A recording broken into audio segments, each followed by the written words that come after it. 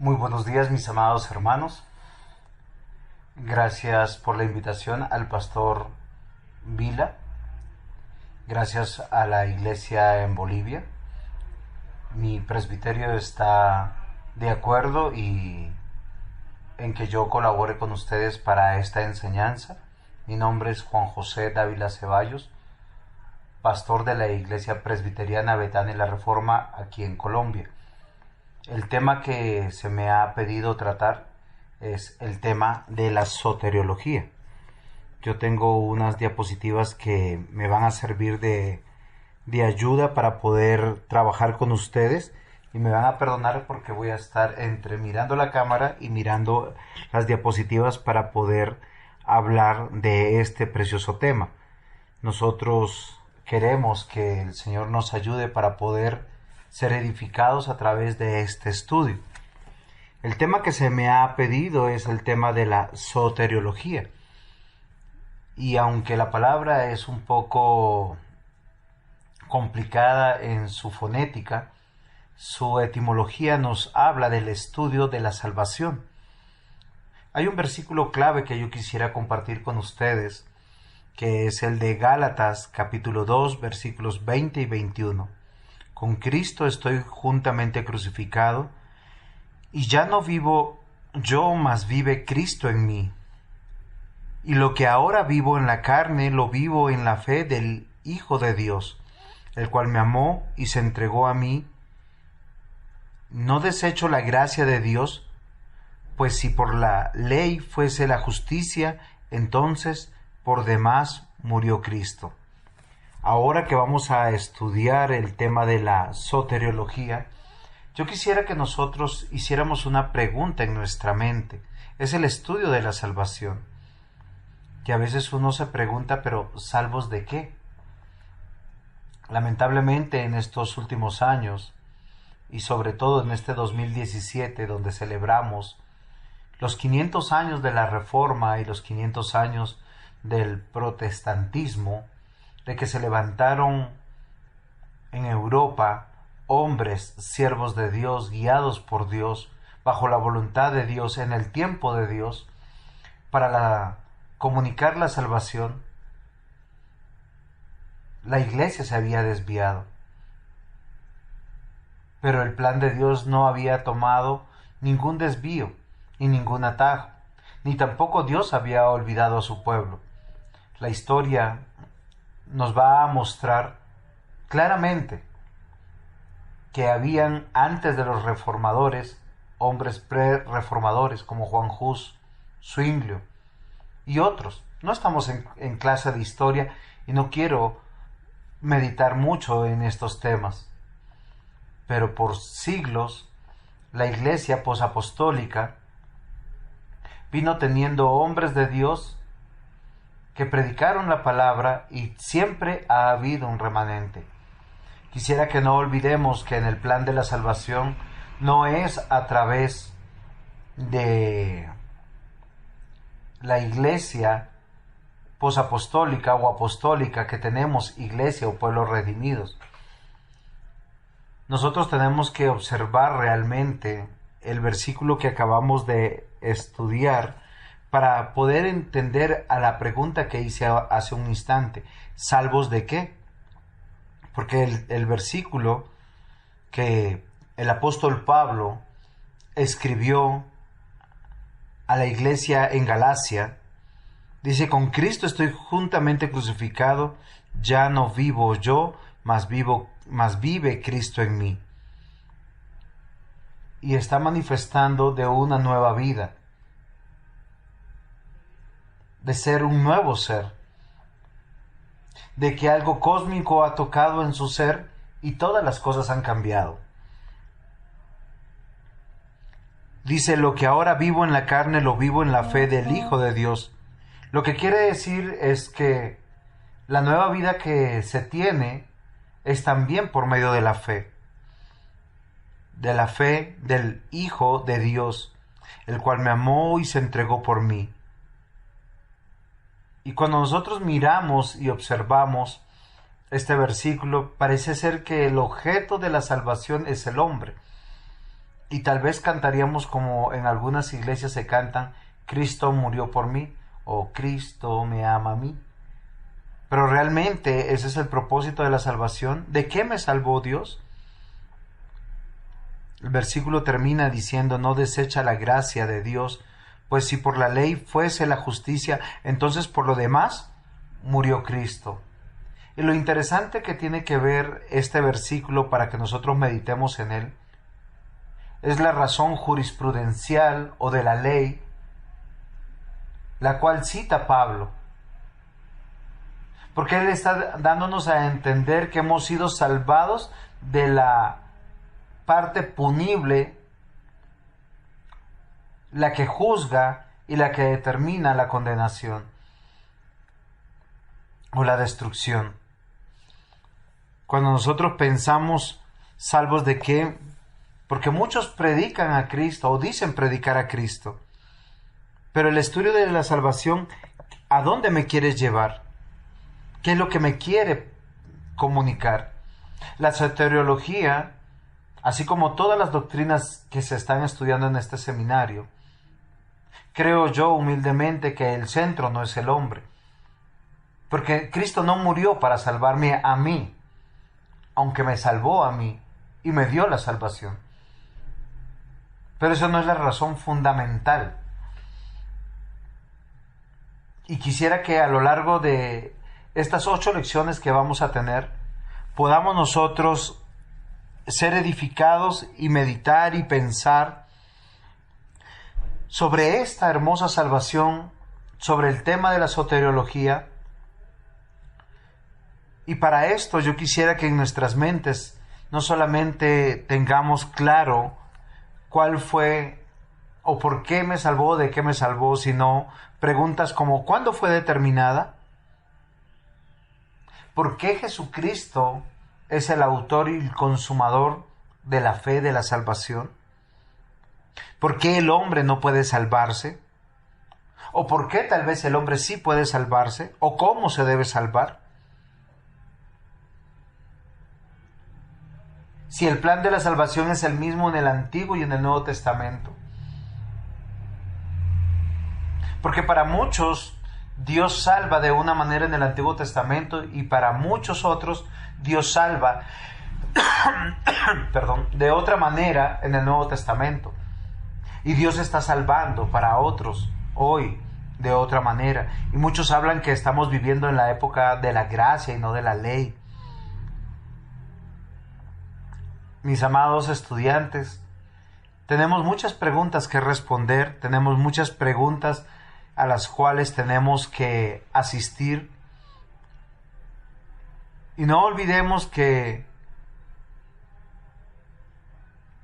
nos levantó un poderoso Salvador en la casa de David su siervo, y ese poderoso Salvador que fue levantado es aquel que asegura nuestra salvación, aquel que realiza nuestra salvación y aquel que aplica nuestra salvación de manera permanente.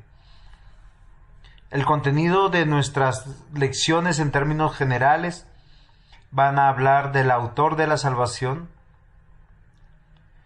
van a hablar de la salvación prometida en una segunda lección, en una tercera lección la salvación cumplida y en una cuarta lección la salvación consumada, finalizando con los beneficiarios de la salvación, para que posteriormente después nosotros podamos aplicar. Posiblemente no estoy considerando que nosotros respondamos desde los 5 puntos del calvinismo o desde las 5 solas, pero quiero que estén muy seguros que todos estos aspectos de los 5 puntos del calvinismo y de las 5 solas van a estar permeando todos los temas para que nosotros podamos meditar en este hermoso tema de la salvación, del plan de Dios, del plan de la salvación. Para esto quisiera, con esta introducción, comenzar con la lección número 1, ya que el centro de toda enseñanza bíblica el centro de toda disertación, predicación, apologética, debe ser nuestro Dios. Y claro está, a través de la palabra de Dios. En esta primera lección aprenderemos quién es el autor de la salvación, ya que muchos han dicho que el hombre es aquel que tiene que decidir. El hombre está en la libertad de poder ir a Dios, en poder decir, yo voy. Y ciertamente hay una responsabilidad. Hay un texto en la Biblia que dice que Dios quiere que todos los hombres sean salvos. Y que todo aquel que confesare a Cristo será salvo. Mis amados hermanos, cuando nosotros nos hacemos la pregunta, ¿quién es el autor de la salvación? No importa si es arminiano, si es pentecostal, si es carismático, si es calvinista, luterano, metodista, presbiteriano, bautista. Todos vamos a concluir que es Dios. Porque ese no es el problema de esta doctrina. El problema de esta doctrina de la soteriología tiene que ver con una estrecha participación que queremos tener todos los seres humanos. Muchos se han levantado y han dicho, el hombre es quien tiene la capacidad de decidir porque no somos marionetas y no somos robots. Otros han dicho, nosotros siendo responsables de nuestra vida, confesamos a Cristo, el Señor nos regenera y nosotros tenemos que hacer obras de justicia.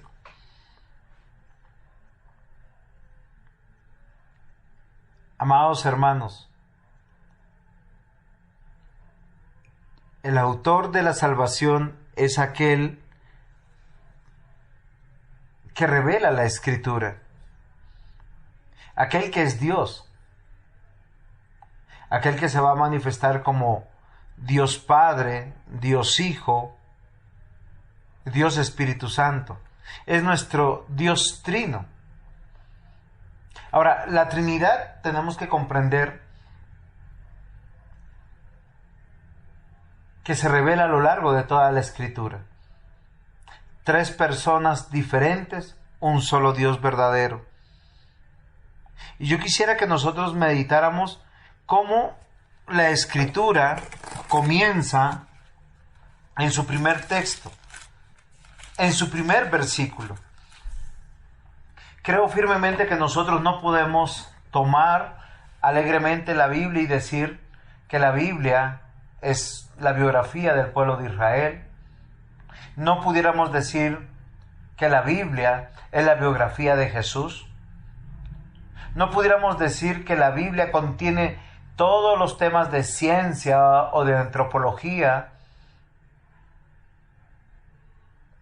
o otros temas que nosotros quisiéramos hablar de ellos.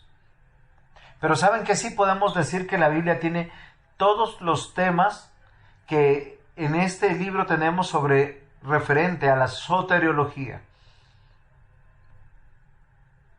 Y cuando abrimos el primer libro de Génesis debemos recordar que es Moisés escribiendo en el desierto para un pueblo que fue libertado, que fue sacado, que fue salvado, y que ellos tienen que comprender de quién es el plan. Y para mí me llama poderosamente la atención porque cuando vemos Génesis, Génesis no es un libro independiente. Génesis es un libro que está amarrado a 5 libros que nosotros conocemos como el Pentateuco, que para nosotros quisiéramos verlos como libros independientes y solos, pero es un solo escrito, guardado en 5 rollos. Génesis, Éxodo, Levítico, Números y Deuteronomio. Y todos tienen un solo propósito: revelar al autor de esa hermosa salvación que sufrió el pueblo de Dios para salir con poder de Egipto. Cuando nosotros hacemos un estudio metódico de estos 5 libros, nos vamos a encontrar que están interconectados. que se sustentan unos a otros y que vemos la revelación del Dios de pacto, del Dios eterno, del Dios trino, del Dios creador. Y es espectacular porque es Dios revelándose a su pueblo, diciéndoles: yo tengo un plan. Y es extraordinario, porque el plan no era de los israelitas, no era de sus sacerdotes o de sus líderes o de sus ancianos, mucho menos de Faraón. Faraón, ¿qué había hecho? Faraón había querido oprimir más y más al pueblo. Y el pueblo, aunque subyugado y clamando a Dios, estaban muy cómodos. Y Moisés comienza con este versículo tan extraordinario que es Génesis capítulo 1, versículo 1. Y recuerden que estamos en esta primera lección solo tocando al autor de la salvación, porque es la base de lo que nosotros tenemos que ver en los otros puntos que yo quiero tratar a lo largo de estas 8 horas. En el principio creó Dios los cielos y la tierra. Un solo versículo, sencillo, pero con tanta profundidad. Porque nos está hablando y nos está considerando: Dios existe, Dios es, Dios está. Eso es incuestionable, innegable. Y la revelación de Dios va a tener un propósito. Cuando nosotros pensamos en el principio creó Dios, nosotros tenemos que ver que todas las cosas, como las conocemos nosotros, están dentro de un plan, están dentro de una narración, están dentro de un contexto histórico, están dentro de la eternidad en un paréntesis. Y el paréntesis se llama la historia de la redención, el pacto eterno de redención. Porque hay un solo pacto, mis amados hermanos. Si nosotros citáramos la Confesión de Fe de Westminster en su capítulo 7, el capítulo 7 está hablando la historia del pacto. Y aunque está dividido en 2 partes, pacto de obras y pacto de gracia, nos vamos a dar cuenta que ambos artículos no se contradicen, ni nos están hablando de 2 pactos, sino nos están hablando de un único y suficiente pacto que Dios quiere revelar a su primogénito, a su unigénito, a Jesucristo, Dios, Señor y Salvador nuestro, y en Él a su iglesia. Si nosotros tenemos claro que la Escritura no es la biografía del pueblo de Israel, no es la biografía de la nación de Israel, no es la biografía de Jesús, ni la de los apóstoles, ni la de los profetas, ni de ningún personaje en especial, tenemos que concluir en algo. Es la historia de la redención desde el principio. Y si nosotros tuviéramos la delicadeza de ir al último capítulo de Apocalipsis, en el capítulo 22, nosotros vemos que sus últimos versículos terminan de la siguiente manera: yo testifico a todo aquel que oye las palabras de la profecía de este libro. Si alguno añadiese a estas cosas, Dios traerá sobre él las plagas que están escritas en este libro. Si alguno quitare de las palabras del libro de la profecía, Dios quitará su parte del libro de la vida y de la santa ciudad y de las cosas que están escritas en este libro. El que da testimonio de estas cosas dice: ciertamente vengo pronto en breve. Amén. Sí, ven, Señor Jesús. La gracia de nuestro Señor Jesucristo sea con todos vosotros. Amén.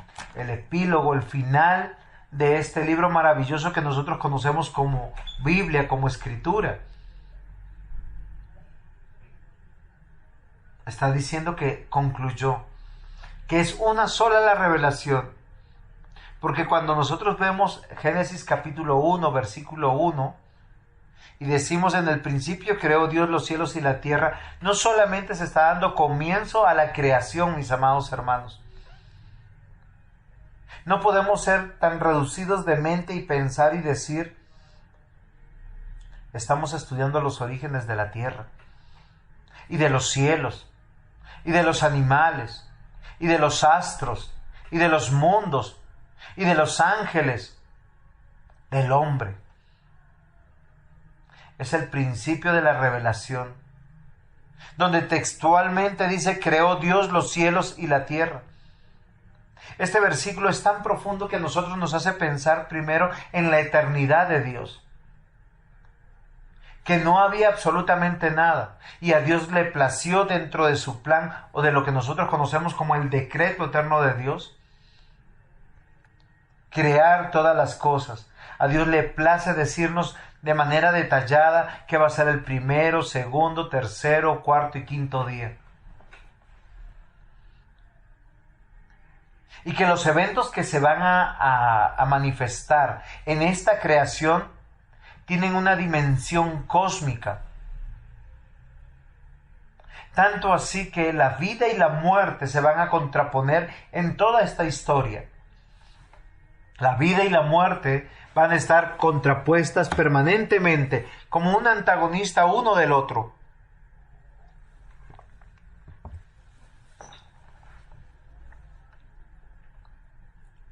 Y está en las manos de un eterno Dios.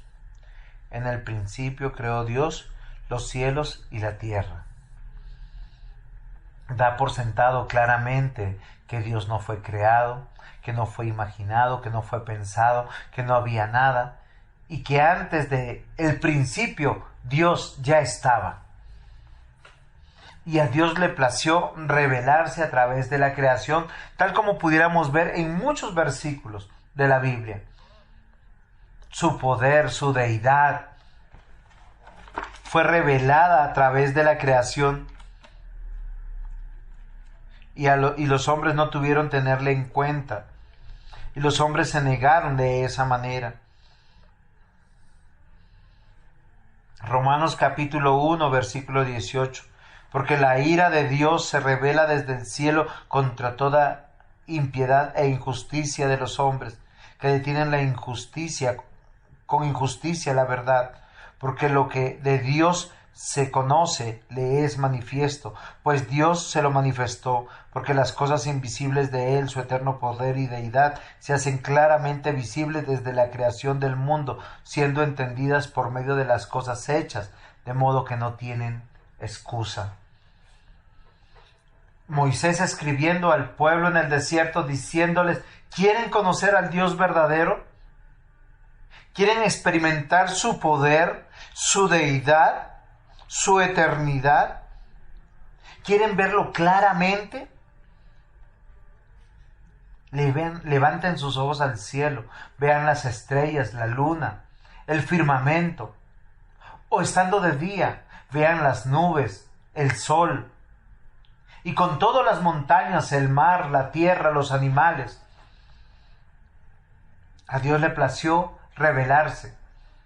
Los primeros versículos que encontramos, mis amados hermanos, en Génesis capítulo 1, nos va a decir de manera detallada cada día qué es lo que Dios ha creado. El Dios de pacto es un Dios eterno, es un Dios trino y un Dios creador. Pero creador con propósito, de pacto con propósito. Mis amados hermanos, nosotros que tenemos que ser claros en lo que nosotros estamos tratando de entender sobre la salvación. Y no podemos reducir la salvación al propósito de la salvación de los hombres. No podemos pensar que Cristo murió por mí, que el eterno Dios infinito, Dios omnipotente, todopoderoso, omnisciente, inmanente, trascendente, etcétera, etcétera, etcétera. No estamos en curso de doctrina de Dios. Es el autor de la salvación. Quiero convencerlos, mis hermanos, que para hablar de la salvación tenemos que ver no la necesidad del hombre de ser salvo, sino el decreto de Dios, el plan de Dios, el pacto de Dios que Él quiere revelar a su unigénito Hijo. Tal como la Escritura lo dice, verdadero sacerdote, profeta, rey, Dios todopoderoso, Señor y Salvador nuestro. De esta manera, mis hermanos, yo quiero convencerlos que los capítulos o los primeros capítulos de Génesis no están de manera fortuita.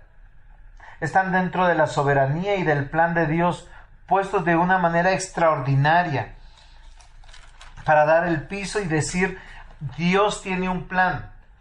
Y el plan y el centro de ese plan no es ni la iglesia ni los seres humanos, sino es su propia gloria y honra.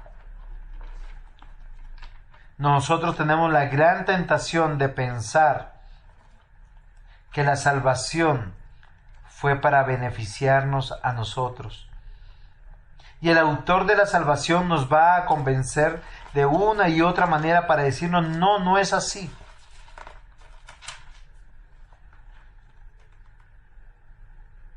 Cuando nosotros vemos en Romanos capítulo 11, versículo 36, dice, porque de Él y por Él y para Él son todas las cosas, a Él sea la gloria por los siglos de los siglos. Amén. Y tenemos que volver a saltar en este puente tan largo en la historia y en el tiempo hasta Génesis nuevamente, para entender este versículo de Romanos 11:36. Porque claramente el apóstol Pablo está enseñando que todas las cosas provienen de Dios, son sostenidas por Dios y son para nuestro Dios. Y a Él sea la gloria por los siglos de los siglos. Amén. Y cuando leemos Génesis capítulo 1, versículo 1 y decimos, en el principio creó Dios los cielos y la tierra, nos está hablando de nuestro Dios de pacto eterno, trino y creador. Pero yo quiero que nosotros pensemos y meditemos que es nuestro Dios de pacto. Él es el autor de la salvación. Y si nosotros meditáramos un poquito la palabra que nosotros nos revela a lo largo de toda la historia, que es Dios, que habla de la Trinidad, que habla del Padre, que habla del Hijo y que habla del Espíritu Santo. A lo largo de toda la Biblia vamos a ver tres personas que son manifiestos solamente con el objeto de manifestar la soteriología, el mensaje soteriológico, el mensaje de salvación, el mensaje de que Dios es Salvador. Referente a Dios Padre tenemos que decir es el que Él elige. En ninguna parte de la Escritura nos va a hablar que Jesucristo es el que le elige, ni que Él tiene una voluntad aparte de la del Padre, ni que Él hace como le conviene, o que es en su beneficio, su gloria, porque el Hijo es quien redime. Y claro está, el Espíritu Santo, regenerador, purificador, es quien aplica y siempre ha aplicado esta salvación. La presencia del Espíritu Santo a lo largo de toda la historia del Antiguo y del Nuevo Testamento es bastante clara y contundente. Pero no estamos ahora en el curso de neumatología. Estamos en el curso de soteriología. Y nuevamente quiero convencerlos, mis hermanos, que es Dios el autor de la salvación, que en Él radica todas las razones, el porqué, y el único beneficiario de esta salvación es también Él mismo, su propia voluntad. Claro, para nosotros sonaría muy pecaminoso el buscar nuestra propia gloria, el trabajar por nuestros propios proyectos o nuestras propias razones, porque se nos acusaría de narcisistas, de egomaniáticos, de ególatras. Pero mis hermanos, las revelaciones a causa de Dios, para Dios, y no tiene otra razón de ser. Es así, mis hermanos, que cuando nosotros vemos que Dios Padre se va a revelar en su paternidad, no solamente para decir que es Padre del unigénito Hijo de Dios, que es Jesucristo nuestro Señor, sino para decir que en Él, en Jesucristo, se van a adoptar a muchos que no son de su linaje.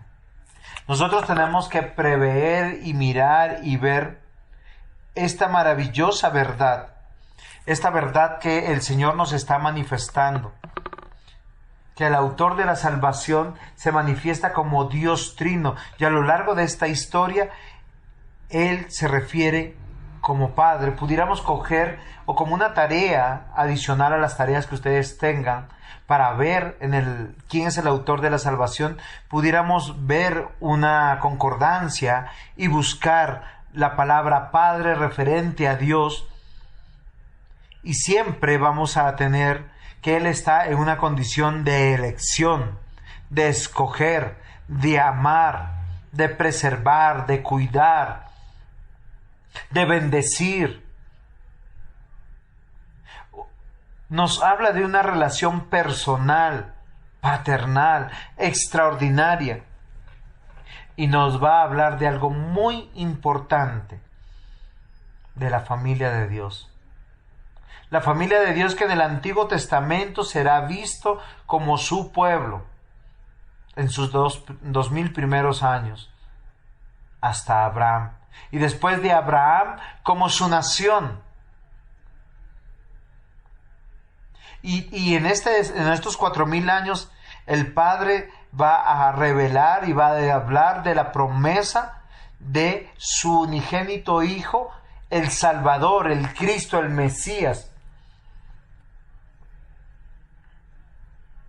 el cual fue elegido antes de la fundación del mundo, para que en Él se reunieran todas las cosas. Dios Padre le ha placido elegir no solamente a su Hijo para que Él fuera enviado, para que Él se encarnara, para que Él ejecutara el plan que Él diseñó de la salvación, sino para que en Él se manifestara sus hijos adoptivos y en Él la familia de Dios. Una familia de Dios que cuando nosotros meditamos, lo único que podemos hacer es decir, ¡wow! ¡Excelente! Voy a leer algunos versículos del capítulo 1 de Efesios. Dice: Bendito sea el Dios y Padre de nuestro Señor Jesucristo, que nos bendijo con toda bendición espiritual en los lugares celestiales en Cristo, según nos escogió en Él antes de la fundación del mundo, para que fuéramos santos y sin mancha delante de Él. ¿Quién es el autor de la salvación? Dios. ¿Quién es el que eligió, determinó? Acá lo dice claramente. Dios y Padre. Vuelvo y leo Efesios capítulo 1 versículos 3 y 4, pero el versículo 3 comienza de la siguiente manera: bendito sea. Y cuando hablamos de decir bendito, aunque no estamos en exégesis, tenemos que recordar que esta palabra es decir bien o decir correctamente, porque al decir correctamente exaltamos, alabamos, glorificamos, y la Biblia dice que es Dios y Padre de nuestro Señor Jesucristo, que nos bendijo con toda bendición espiritual en los lugares celestiales. En Cristo. Que el plan eterno de salvación fue ideado por Dios para que fuese en Cristo, o que todo aquel que se va a salvar o que va a ser redimido, va a ser salvado, y ya miraremos más adelante salvados de qué, sea solamente, únicamente a través de Jesucristo y no de una institución, no de un personaje humano, no de una creencia, no de un rito, no de una obra, y que este plan fue planeado o puesto en la eternidad. Versículo 4 nos dice claramente: según nos escogió en Él antes de la fundación del mundo, para que fuéramos santos y sin mancha delante de Él. Y nos habla claramente que el Dios Padre que eligió a Jesús como aquel que es la cabeza de la iglesia, y en Él que se va a justificar, lavar, redimir, perfeccionar a cada uno de sus elegidos, fue hecho en la eternidad. De tal manera Dios amó al mundo, que envió a su unigénito Hijo, para que todo aquel que en Él crea tenga vida eterna. Un plan que no surgió a raíz del pecado. Un plan que se va manifestando desde el primer versículo de Génesis capítulo 1, versículo 1. En el principio creó Dios los cielos y la tierra, y tiene una motivación y tiene un plan. La caída de Adán y de Eva no los tomó por sorpresa. No tomó por sorpresa a nuestro Dios que los había elegido. Es parte de este plan maravilloso que es el plan eterno de redención. Y claro, cuando hablamos del plan eterno de redención, estamos hablando de soteriología, o el estudio de la salvación, y su autor es Dios. Pero Dios no está tomando una decisión porque Adán y Eva fallaron. Él está ejecutando todas las cosas de acuerdo a su plan. Nada ha salido de su control. Recordemos que Dios es soberano, omnisciente y todopoderoso. Si decimos que algo, un 0.00000000001%, lo tomó por sorpresa, negaríamos su soberanía, negaríamos su omnisciencia, omnipresencia, su todopoder. La Biblia claramente nos dice que Dios Padre eligió a sus hijos en Cristo, lo que quiere decir que eligió a Cristo también, para que en Él fuésemos escogidos, aún antes de la fundación del mundo. Y esta escogencia está rechazando claramente, o esta determinación, o esta afirmación que hace la palabra de Dios, rechaza que Dios haya elegido a causa de la caída o a causa del pecado. Porque el autor es Dios. La palabra del Señor también nos dice, en su versículo 5, dice: en amor, habiéndonos predestinados para ser adoptados hijos suyos por medio de Jesucristo, según el puro afecto de su voluntad. Y yo no quiero entrar en camisa de once varas con ustedes para explicar el término predestinación o un destino previo.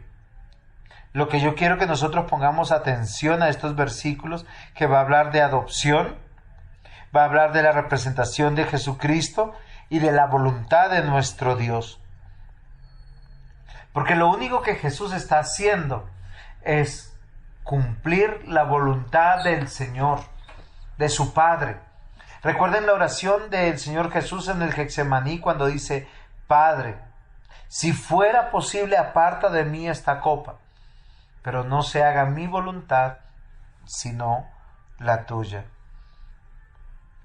Y entendemos que toda la revelación que tenemos, y el autor, y la designación, y la voluntad de Dios Padre,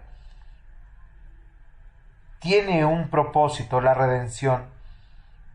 Versículos 6 y 7 de Efesios 1 dice de la siguiente manera: para alabanza de la gloria de su gracia, con la cual nos hizo aceptos en el amado, en quien tenemos redención por su sangre, perdón de pecados según las riquezas de su gracia. Y el versículo 8, que hizo sobreabundar para con nosotros en toda sabiduría e inteligencia, 9. Dándonos a conocer el misterio de su voluntad según su beneplácito, el cual se había propuesto en sí mismo, de reunir todas las cosas en Cristo en la dispensación del cumplimiento de los tiempos, así las que están en los cielos como las que están en la tierra. Quisiera que nosotros no nos cansemos de esta primera hora, porque yo quiero convencerlos plenamente que el autor de la salvación, de la soteriología, es Dios, y que tiene que ver solamente con Dios y no con los hombres, y no con nuestra salvación personal e individual que sucede, que es una experiencia extraordinaria, que es por gracia, por piedad, por misericordia, pero que el centro de la revelación es Dios. Porque si ponemos al hombre como el centro, nos estaríamos equivocando. Génesis capítulo 3, aunque corre muy rápido desde la creación, no es el evento que pone una coyuntura en el plan de Dios. Génesis 3 y su caída está dentro y considerado del plan de Dios Padre. Sin embargo, tengo que pasar también a Dios Hijo, nuestro Señor Jesucristo, Jesucristo, una palabra compuesta, un nombre compuesto, un sustantivo compuesto, que nos va a hablar del verdadero Dios y el verdadero hombre, de aquel que redime y justifica. Y lo interesante de la redención y la justificación es que es un evento como si fuera la moneda, y cuando vemos una moneda tiene dos caras, donde está la gracia y la justicia, dos eventos justos, legítimamente justos, jurisprudencialmente justos.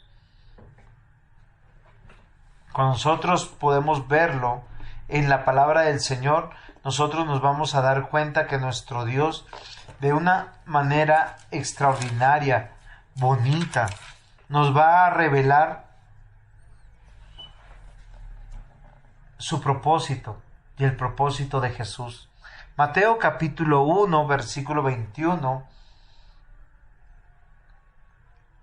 el ángel, diciéndole a María, le dice: y darás a luz un hijo, y llamarás su nombre Jesús, porque él salvará a su pueblo de sus pecados.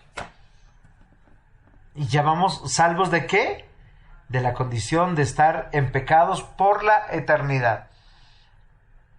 Pero creo que en las siguientes clases vamos a poder hablar de esta verdad. Si tomáramos nuevamente la concordancia y pusiéramos y buscáramos la palabra redención, redimir, vamos a ver que todo el Antiguo Testamento va a tener unas señales de redención. Aún desde Génesis, cuando vemos que el Señor, cuando ve la condición de Adán y de Eva, les pregunta: ¿qué has hecho? Y Adán no tenía la capacidad de arrepentimiento.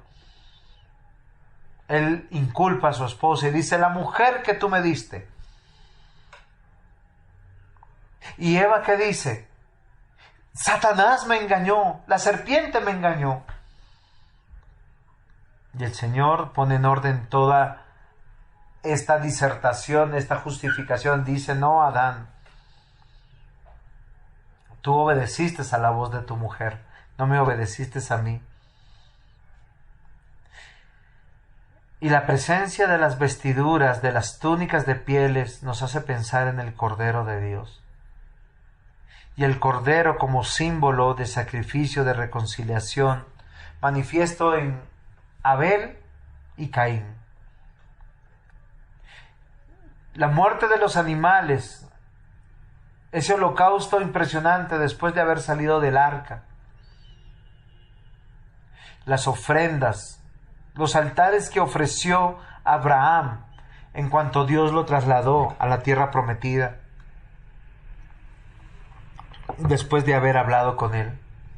Todo el símbolo del Cordero nos va a hablar a lo largo de la historia, que es el método, la fórmula por la cual Dios salva. El autor de la salvación, Él es el que redime, el que justifica.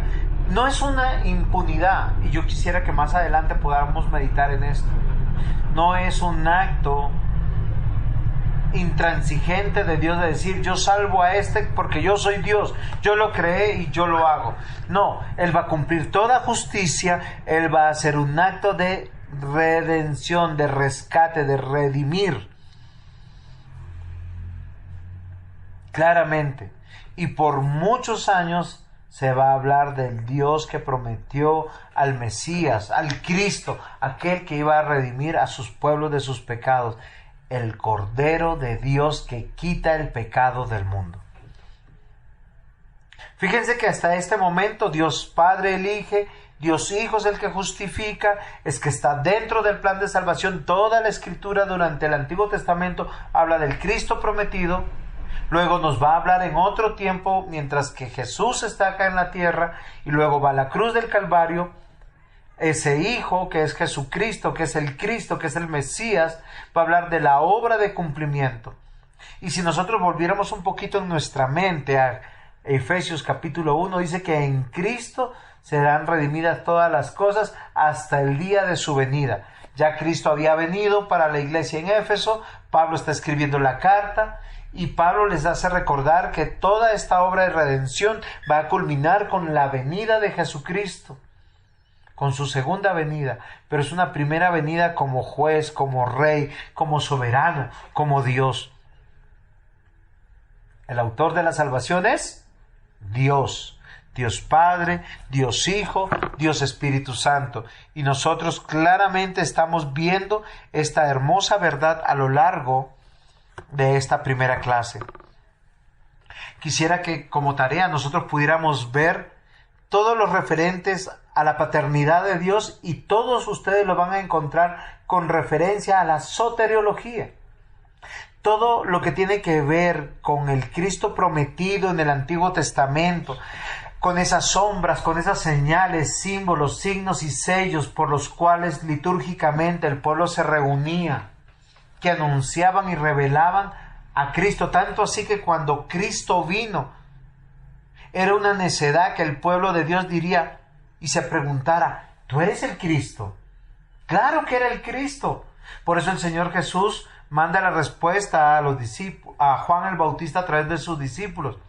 Ve, tú no ves. Los ciegos ven, los sordos escuchan, los cojos andan, los muertos se levantan, los demonios son liberados. ¿Qué esperas? ¿No sabes que soy el Cristo que redime, que justifica, que rescata a su pueblo? Sin embargo, estamos hablando de nuestro Dios Trino, aquel que es regenerador, purificador. El Espíritu Santo está manifiesto aún desde los primeros versículos que nosotros vemos en las Santas Escrituras. Y la tierra estaba desordenada y vacía, y las tinieblas estaban sobre la faz del abismo, y el Espíritu de Dios se movía sobre la faz de las aguas. ¡Wow! Dios Padre, Dios Hijo, Dios Espíritu Santo.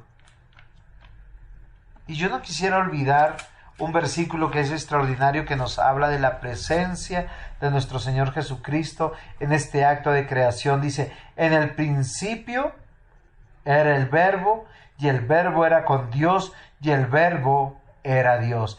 Este era en el principio con Dios, y todas las cosas por Él fueron hechas, y sin Él nada de lo que había sido hecho fue hecho. Dios Padre, Dios Hijo, y ahora estamos viendo a Dios Espíritu Santo.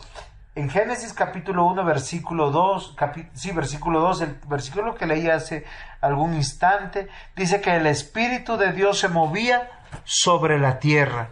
Pero el Espíritu de Dios es manifiesto como un Espíritu purificador, regenerador. Juan capítulo 6, versículos 8 al 11 nos dicen de la siguiente manera. y cuando Él venga, bueno, voy a leer desde el versículo 7. Pero yo os digo la verdad, os conviene que yo me vaya, como si no me fuera. El Consolador no vendría. Vuelvo y leo porque leí mal, perdónenme. Pero yo os digo la verdad, os conviene que yo me vaya, porque si no me fuere, el Consolador no vendría a vosotros, mas si me fuere, os lo enviaré. Yo quiero hacer un alto, porque aunque yo estoy hablando de Dios Trino, Dios Padre, Dios Hijo, Dios Espíritu Santo, son las manifestaciones como persona, como su rol que cada quien está haciendo, se está revelando a lo largo de la Escritura. Pero es indiscutible que Dios es indivisible. O pudiéramos hablar de la simplicidad de Dios, que Dios es uno solo y que se revela de esa manera. Pero lo que Dios nos está revelando a través de su palabra, que Él es Padre, que Él es Hijo y que su Santo Espíritu es el que regenera, purifica. Y dice el versículo 8, y cuando Él venga convencerá al mundo de pecado, de justicia y de juicio. De pecado, por cuanto no creen en mí, de justicia, por cuanto no voy al Padre y no me veréis más, y de juicio, por cuanto el príncipe de este mundo ya ha sido juzgado. Es interesante, mis hermanos, que nosotros meditemos en esos versículos de manera lenta, segura, porque nuestro Dios nos está manifestando a nosotros que no le veremos, aunque ya le vemos. Lo que quiero decir es que Dios es Espíritu, que Dios Padre, Dios Hijo se revela a través de su Santo Espíritu, a través de la obra de Cristo en la cruz del Calvario, porque la obra de Cristo en la cruz del Calvario es la obra del cumplimiento de la promesa pactual. Claro, yo no quisiera que de su mente recordemos que toda la Escritura nos está hablando del Dios de pacto, no de pactos. Ninguna concordancia van a encontrar el Dios de pactos, sino el Dios de pacto, de un solo pacto, que es el pacto eterno de redención, o la historia de la redención, la historia de la soteriología o de la salvación, donde el autor es, sí, está bien que en sus mentes digan es Dios, Dios Padre, Dios Hijo, Dios Espíritu Santo, porque el autor de la salvación es eterno, es pactual, es trino y es creador. Hebreos capítulo 9 versículo 14 nos dice: cuanto más la sangre de Cristo, el cual mediante el Espíritu eterno se ofreció a sí mismo sin mancha a Dios, limpiará vuestras conciencias de obras muertas, para que sirvierais al Dios vivo. Sin la presencia del Espíritu Santo, nosotros no pudiéramos comprender la hermosa verdad que nuestro Dios es trino, que Él es el que nos regenera y nos justifica, que Él es aquel que tiene un plan, que no es una casualidad que tú y yo nos estemos deleitando en esta hermosa verdad. El autor de la salvación es Dios, el centro de toda la revelación bíblica, todo el centro teológico, soteriológico, es Dios, donde participa en su momento el Padre, el Hijo y el Espíritu Santo, tres personas, un solo Dios verdadero, con un mismo propósito y una sola verdad. Mis amados hermanos, ¿convencidos? El autor de la salvación es Dios. Toda la Escritura nos va a mostrar un hermoso paralelo, una hermosa historia progresiva. lo cual nosotros hemos llamado el método histórico redentivo. Toda la escritura, todo este hermoso libro, este mensaje, este testamento dado para los hijos, está enmarcado entre el comienzo, la creación, el momento más tenue o oscuro después de la creación, la caída.